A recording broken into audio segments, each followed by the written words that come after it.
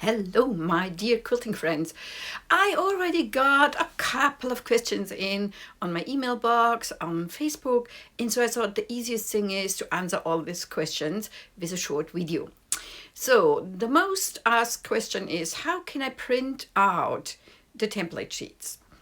So, what I want to let you know is I am actually a designer. So I am good at designing fabrics and quilt patterns and so on, but I'm not a technique geek. I can't answer all the questions from abroad because you have so many different devices and browsers you use, and I can't see that. And so actually, sometimes I just don't know what especially your issue is. So I give you a couple of common advice here. I heard that you can't print out directly from your Dropbox on your mobile devices. Means if you got your email on your iPhone and you click on that Dropbox link and now you want to print it out, it won't work. It won't work appropriately.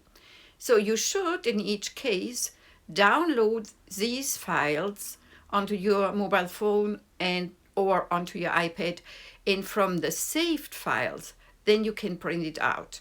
Also, it's even better if you save all those files on your desktop computer, because there you have total control about all the printing options.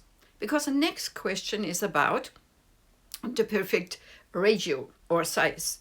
So templates are designed on a US letter sheet.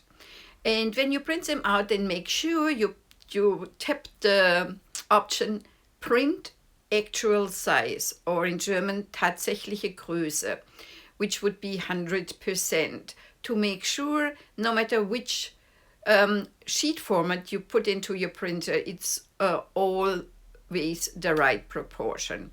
And then you check your 1-inch proof to make sure everything is okay. So then the next question is about how do I glue all those pages together? I'm totally confused. There is no numbering on the page. Well, actually, there is one. You see a little bit of typo in the left upper corner. In this sentence starts with a number and then there's another number. And these two number indicates where the sheet belongs in the complete puzzle. The first number says this is the column it belongs to, and the second number says this is the row it belongs to. So if your sheet says 1, 1, it says this is first row, first column. If it says 2, 1, it says second column, first row. And so you can puzzle all your sheets in the right order.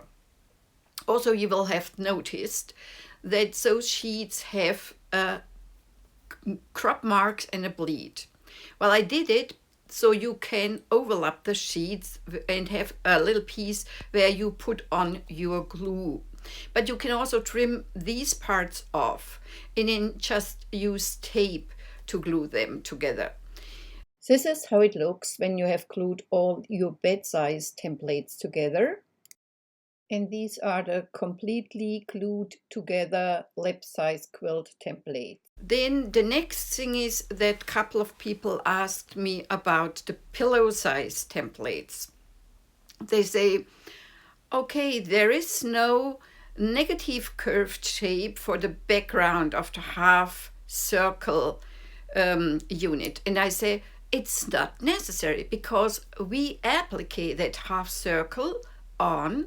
This is just such a small unit, and it would really be hard to make a curved seam here.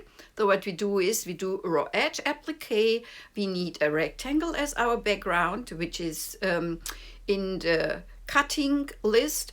And then later we just fuse on our half circle and we applique that on. Also, we're asking, well, the pillow half circle doesn't have a seam allowance. Right, because when we do raw edge applique, we don't need that seam allowance around the curved piece. So if you prefer another technique like needle turn applique or so, which needs a seam allowance, though you can add this seam allowance on your own.